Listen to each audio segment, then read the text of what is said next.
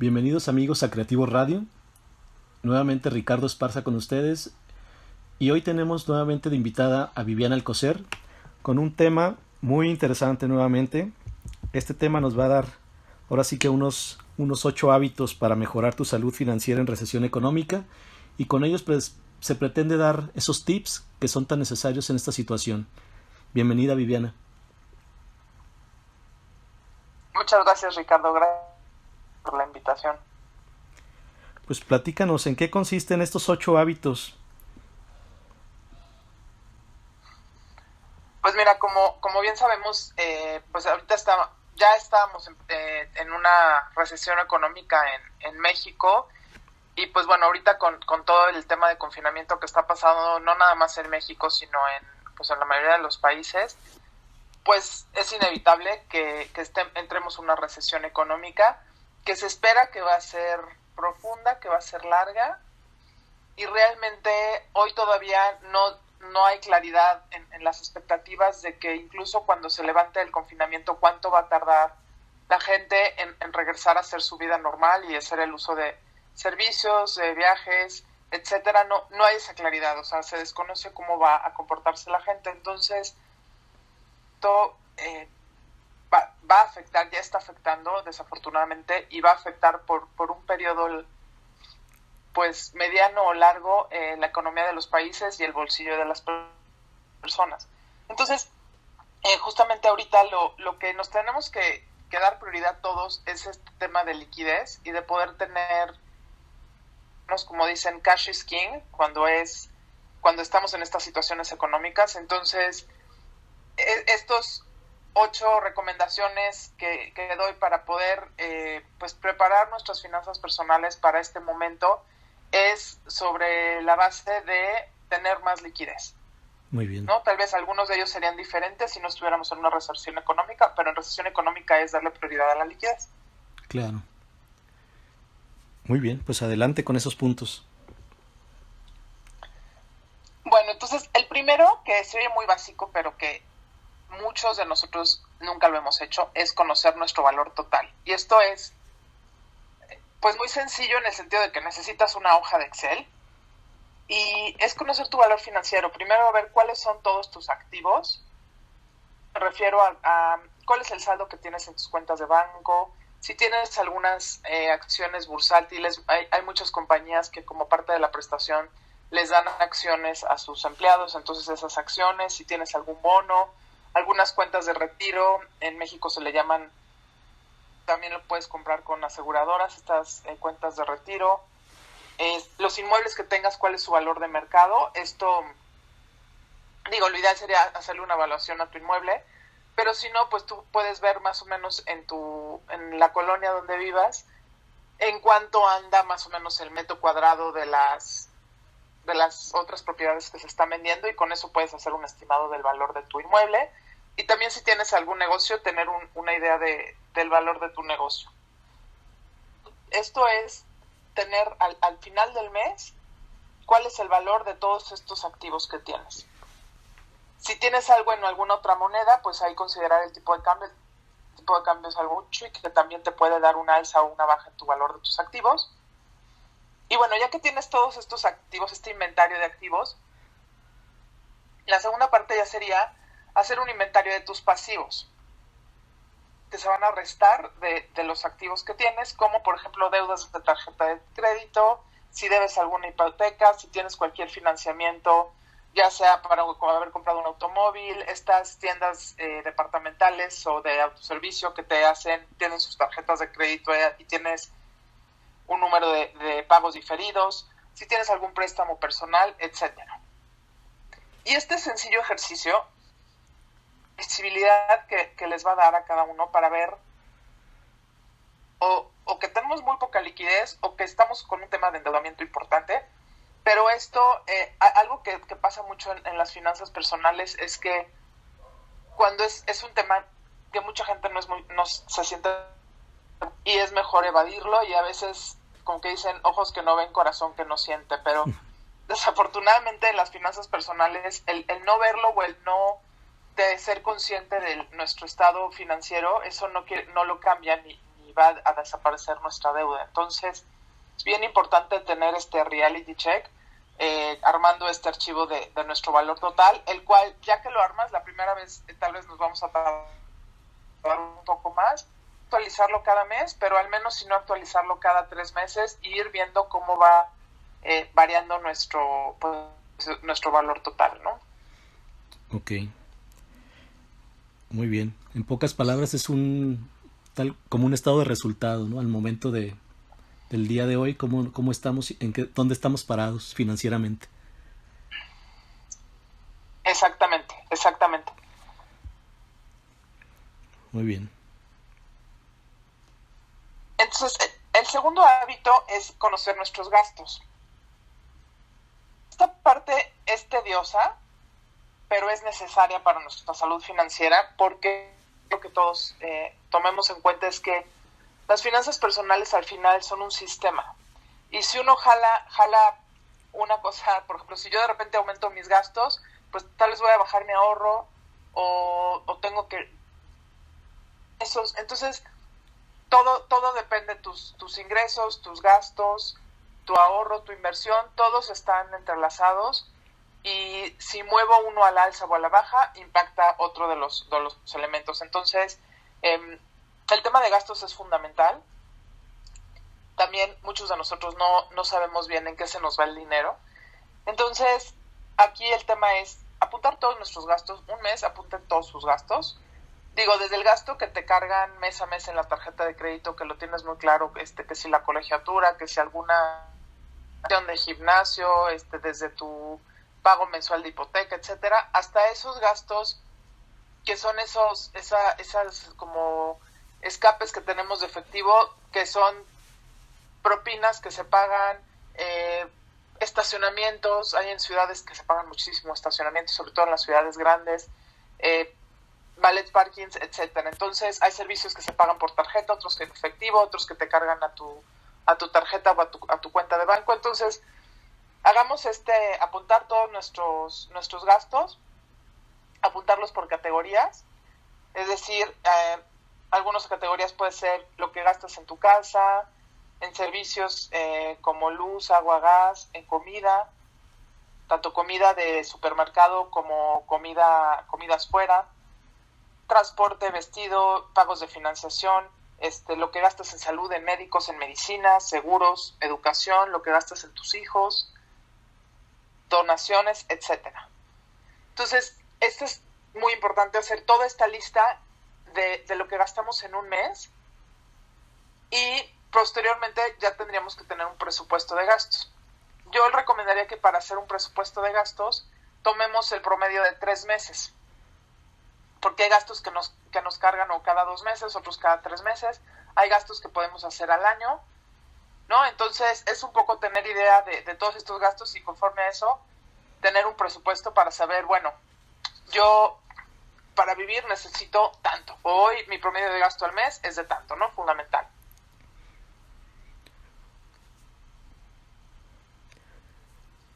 Sí. De hecho, yo agregaría ahí también otro punto Y ya. bueno, ¿Perdón? ajá. Te escucho. No, dime, Ricardo.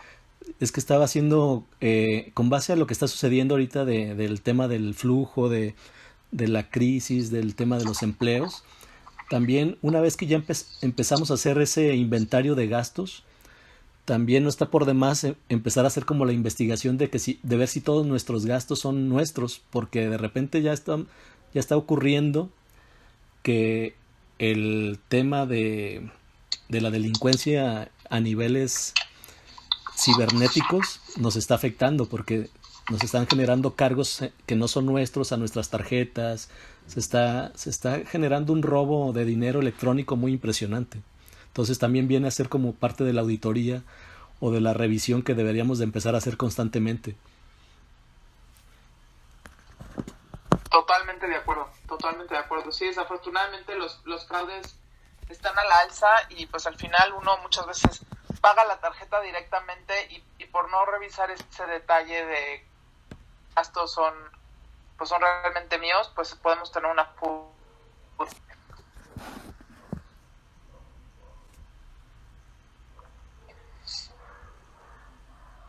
gastos, el tercer punto el hábito que recomiendo es cada uno de nuestros gastos los tenemos por categorías. Aquí mi sugerencia es tener como 3 fases de ahorro, ¿no? Al final, el tema de gastos es muy importante y es, o sea, la única manera de aumentar de aumentar el nivel de liquidez o de efectivo que tenemos es aumentar nuestro ingreso o disminuir nuestros gastos. Y muchas veces, si no tenemos el nivel de ahorro suficiente, en el momento que estamos empezando a vivir como en esta recesión, vamos a tener que disminuir nuestros gastos como de buscar fuentes adicionales de ingreso. Entonces, para bajar los gastos, ya que los tenemos, ya que los clasificamos, es muy importante que sepamos cuáles gastos o qué categorías son gastos de lujo. Yo pondría esta que sería nuestra primer fase de ahorro. O sea, es decir, y aquí es algo muy personal, pero voy a dar algunos ejemplos que para algunas personas puede caer esto. Tal vez mi primer fase va a ser salir menos a comer a restaurantes, la parte de hacer menos viajes. Entonces, bueno, son estos gastos de lujo que yo los puedo bajar fácilmente y no van a afectar mucho mi vida del día a día. La segunda fase sería eliminar estos gastos que sí tienen un impacto en mi confort y en mi comodidad. Por ejemplo, suscripciones, servicios contratados. Tal vez pues tengo una persona que me apoya con algunas labores domésticas y pues decido que por un tiempo pues voy a prescindir de poder ahorrar más, etcétera. Esa sería nuestra segunda fase. La tercera fase son los gastos que son indispensables, como la casa, como la comida, algunos servicios, y que hacer un cambio en estos gastos, tal vez un gasto de salida, pero que a mediano y largo plazo me va a traer un ahorro.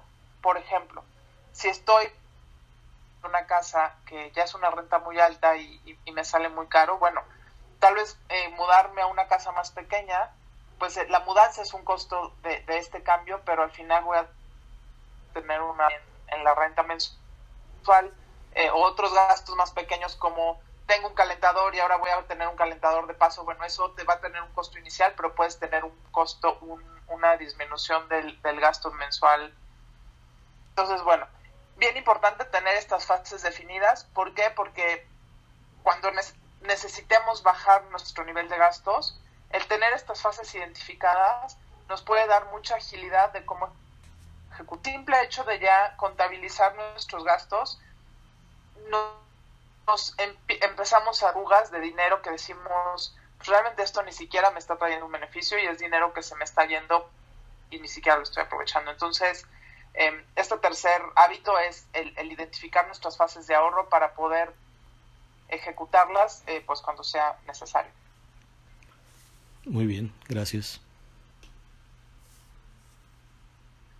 El cuarto punto es un fondo de emergencias. Y yo sé que esto va a sonar un poco exagerado, pero como dicen, cuando hay que prepararnos para las vacas flacas, y creo que ahorita viene una temporada de vacas flacas, la fortuna de tener todavía trabajo, de tener un ingreso, es momento de que ahorren y de que hagan un fondo para emergencias. La recomendación en tiempos de economía normal es tener un fondo de emergencias de 6 meses para todos estos imprevistos que pueden ser desde una enfermedad, desde quedarme sin trabajo y el tiempo en lo que me tardo en conseguir trabajo. Entonces, la recomendación es 6 meses. Bien, cuando estamos entrando en una recesión así, y justo lo hablábamos, Ricardo, antes de que empezáramos la entrevista, pues empiezan a detener muchos procesos. Yo tengo varios amigos que están buscando trabajo y pues me dicen, oye, yo estaba en 2 procesos, uno ya se cayó, el otro está en pausa, y entonces todos los procesos se alargan mucho, desde vender servicios hasta conseguir trabajo. Entonces, por eso la recomendación es, busca tener, lo ideal sería 2 meses de tu fondo de emergencias. Y aquí es donde sabiendo ya cuál es nuestro nivel de gastos, tal vez si nosotros decimos, mira, de las 3 fases que yo ya vi de gastos, uno de gasto para vivir, que es mi fase 1, digamos, para vivir es tanto. Bueno, pues ese tanto lo multiplico por 12 meses y ese debería de ser mi objetivo de que esté líquido y de que sea algo que yo pueda acceder a ese dinero pues de manera líquida. Por ejemplo, si tú lo tienes invertido en un bien raíz, eso no es un fondo de emergencia. O sea, tiene que ser algo que puedas usar para tus gastos del día a día mientras generas un ingreso adicional. Ok. Y bueno, de alguna manera suena exagerado, pero también pues es también como un ideal, ¿no? Lograr tener 12 meses de colchón, por así llamarlo, para tener esa seguridad, pues es bastante tiempo que a lo mejor no todos podríamos tener ahora sí que esa previsión.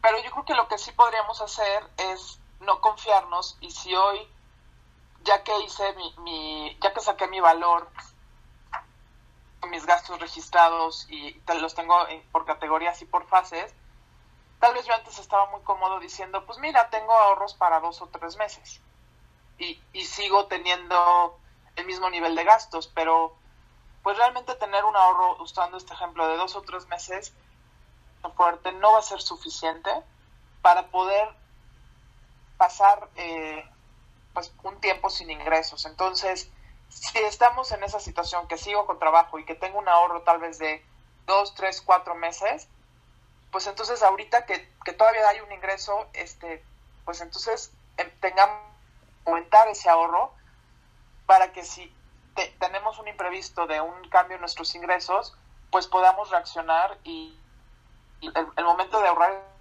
es a un ingreso. Claro. Sí, me queda muy claro y creo que tiene bastante sentido. Y el quinto hábito que recomiendo es ordenar tu deuda. Eh, pues siempre cuando a ver, contratamos una deuda en una tarjeta o estos pagos chiquitos en tiendas departamentales, etcétera, muchas veces te dicen que no tiene costo, no tiene intereses, pero ya que uno lee las letras chiquitas te das cuenta que tiene unos intereses muy altos y es bien importante que no contratemos nada que no entendamos. Si no lo estamos entendiendo, quiere decir que hay algo que nos están escondiendo de información. Entonces es súper importante entender muy bien la letra chiquita de lo que contratemos. Ordenemos nuestras deudas por costos.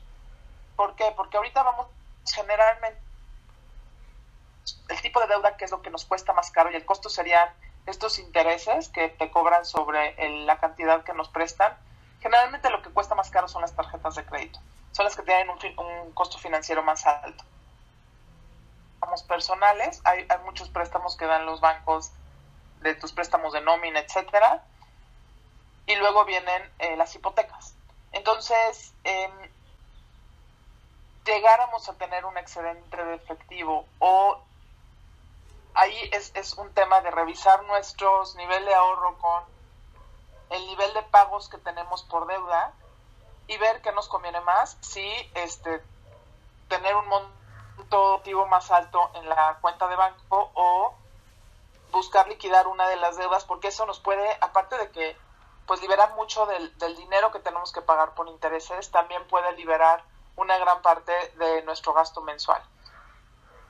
Es impresionante ver cuánto se pagan de recargos por pagos tardíos. Súper importante que se pague el corte de nuestras tarjetas, de nuestras hipotecas. No hagamos pagos tardíos porque se nos pasó 1 o 2 días el pago, eso tenerlo muy muy claro.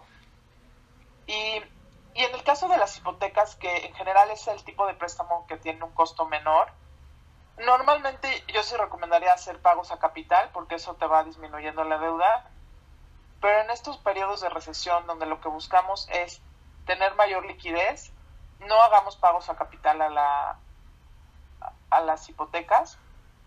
y incluso hay varios de los bancos en México, y estoy segura que en otros países también, lanzaron programas de diferimiento de pagos, donde están ofreciendo a sus clientes que durante 3 o 4 meses difieran los pagos, ya sea de hipotecas, de tarjetas de crédito.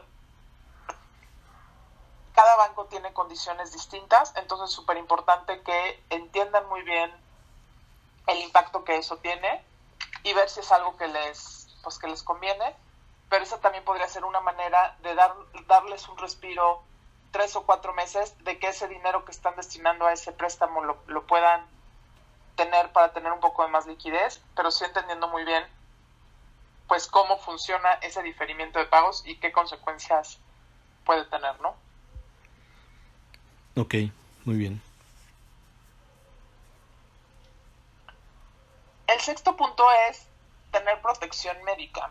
Y aquí otra vez voy a hablar al menos del caso de México, y aclaro México porque sé que tu programa llega a muchos países, entonces cada país tiene pues leyes distintas.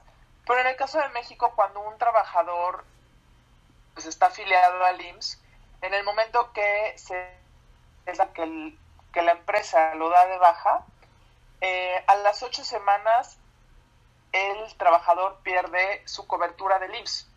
Es decir, si tú vas al IMSS después de 8 semanas de haber perdido tu trabajo y vas por una cita médica, vas por medicamento, no te van a atender. Y te van a decir, usted ya no está afiliado, ya no lo puede atender. Tendrías que buscar otras maneras de buscar atención médica. Entonces, muy importante tener la prestación de un seguro de gastos médicos, ya sea que decidamos pagar el IMSS, que es para trabajadores por cuenta propia, o si se quiere contratar un seguro de gastos médicos mayores. Ahí hay muchas variables que pueden cambiar el costo del seguro, pero lo importante es que si nosotros estamos en un periodo sin cobertura médica y alguien de nuestra familia o nosotros mismos nos enfermamos, una situación médica puede ser una catástrofe financiera para una persona o para su familia. Entonces, la parte de la protección médica, yo sí la recomiendo mucho que lo revisen, que revisen cuál es la cobertura de preexistencias, de enfermedades preexistentes, y tener muy claro cuál es pues la cobertura que pueden tener todo el tiempo y sus opciones. Ok.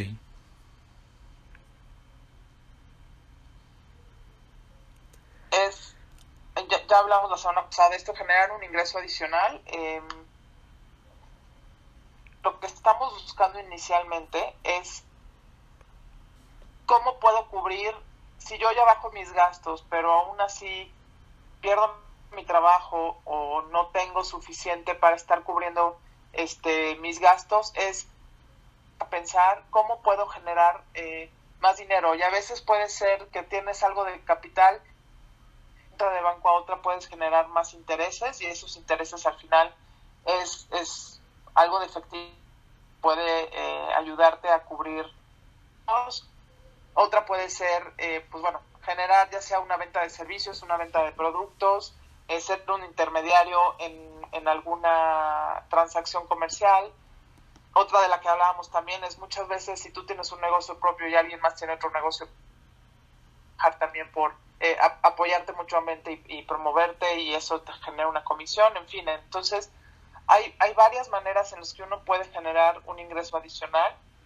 No la subestimemos.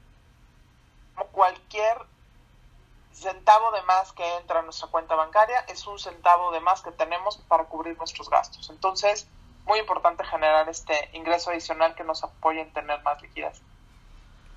Sí, claro, todo suma. Y el último que es importante, que conozcan las deducciones fiscales que pueden hacer en el caso de México. Cuando eres una persona asalariada, pues en teoría, pues bueno, uno no paga directamente los impuestos a Hacienda, la empresa retiene nuestros impuestos y se los paga Hacienda en nuestro nombre. Pero hay muchos gastos que nosotros podemos deducir, y justamente el mes de abril es el mes en que uno puede hacer esta declaración de impuestos y puede uno tener importante por parte de Hacienda, que esto también puede ayudarte a hacer pagos importantes de inscripciones de escuelas, algún gasto médico, lo que sea, que alguna necesidad importante económica que tengas. Entonces, algunos conceptos que puedes deducir si eres un asalariado son, por ejemplo, honorarios médicos, gastos hospitalarios, gastos médicos por incapacidad o discapacidad, gastos funerales, donativos, los intereses reales de tu hipoteca, alguna aportación complementaria que se haya dado al ahorro para el retiro. Entonces, si vamos sumando todos estos gastos que se pueden deducir, yo de verdad les pido acérquense a un contador de confianza, que el contador los asesore bien y hagan este inventario de los gastos que pueden deducir, y puede ser un dinero que al final les puede devolver Hacienda y puede ser algo que les apoye mucho en la liquidez en este momento, ¿no? Claro. Sí, no está por demás también poner mucha atención en ese tema que, bueno, aquí en México lo tenemos ya para poder tomar una decisión y poder tomar acción en relación a lo que nos podemos deducir, y es algo que podemos solicitar como un reembolso, entonces vale la pena también ponerle atención. Totalmente. Y bueno, al final, con lo que me gustaría cerrar es, el dinero es muy relativo y aquí lo que es mucho para una persona puede ser poco para otra, porque obviamente cada quien tiene parámetros distintos. Pero lo que sí es un hecho es que pues el dinero nos sirve y es útil para poder conseguir, poder hacer, materializar sueños. Nadie quiere ser rico porque, me encanta recibir estados de cuenta con muchos ceros. O sea, ese realmente no es el objetivo ni el placer de ser rico en la mayoría de los casos. Si tú le preguntas a la gente, oye, ¿por qué quieres tener dinero? Porque yo creo que es de los sueños que mucha gente te dice, no, es que yo quiero ser millonario y yo quiero esto y lo otro, ¿no?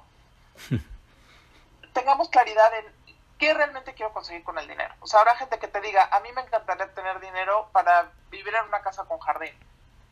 Me encantaría tener dinero para viajar una vez al año a la playa, o lo que sea. O sea, cada quien tiene diferentes cosas. Entonces, tengamos claridad de realmente qué es lo que yo quiero, porque al final sí tiene que haber un balance entre los ingresos que tengo, los gastos, pero también reevaluar si todo lo que yo hago para obtener dinero, el nivel de estrés que manejo, el número de horas que trabajo, etcétera, pues se compara con los beneficios que me está dando. Y yo lo que veo es que hay este tema de inflación de vida, que es conforme más gano, más gasto. Y entonces siempre estoy apretado, ¿no? Y da igual lo que gane, ahora gano el doble que el año pasado, pero sigo apretado y sigo llegando apenas al final de mes porque estoy inflando mi nivel de gasto porque ya gano más. Y eso no es necesariamente como tienen que ser las cosas. Entonces, hagamos este inventario de nuestras finanzas personales, tengamos claridad que esto es un sistema y que si jalo de un lado afecta a otro. Y definitivamente esta es una de las cosas que mientras más atención le pongo a mis finanzas personales, voy a tener una diferencia abismal del control que voy a tener, del nivel de ingresos, del nivel de gastos y sobre todo de qué nivel de vida puedo tener no nada más hoy, sino también cuando me llegue a jubilar. Entonces, pues yo los invito a adoptar estos hábitos financieros y pues bueno, ahorita hay una recesión que nos obliga a todos a revisar nuestras finanzas, pero aunque la economía estuviera sana, pues sí mantenerlos porque puede hacer una gran diferencia en nuestro estado financiero. Claro, y finalmente esta condición, esta etapa que estamos viviendo, pues nos obliga a revalorizar ahora sí que el valor del dinero y lo que realmente queremos como estilo de vida, como cultura de vida. Y bueno, mucho de lo que nos has aportado pues nos puede llevar a esa reflexión de decir, oye, pues realmente necesito todo esto que estoy actualmente consumiendo, que estoy gastando, o puedo regresarme a lo básico y a partir de lo básico generar una nueva forma de ver el futuro, cómo vivir, cómo consumir lo que actualmente hago y replantearme el estilo de vida tal cual, porque finalmente a veces no necesitamos tanto. Y como tú dices, por más que gano, siempre voy a estar en esos niveles de estrés porque no me va a alcanzar. Pero bueno, sería cuestión nada más de ver una realidad nueva y que a todos nos está afectando y nos puede seguir afectando si continuamos con esta situación. Sí, claro. Muy bien. Pues algo más que quieras aportar, Viviana. No, nada más pues bueno, que les deseo a todos lo mejor en estos tiempos, mantengamos mucho la calma, revisemos nuestras finanzas y fomentemos ahorita el ahorro si todavía tenemos el empleo, porque nunca sabemos cuándo nos puede un cambio o un imprevisto en la parte financiera. Claro. Muy bien. Pues muchas gracias, Viviana. Es un placer estar contigo y gracias por acompañarnos aquí en Creativos Radio con Ricardo Esparza. Hasta la próxima.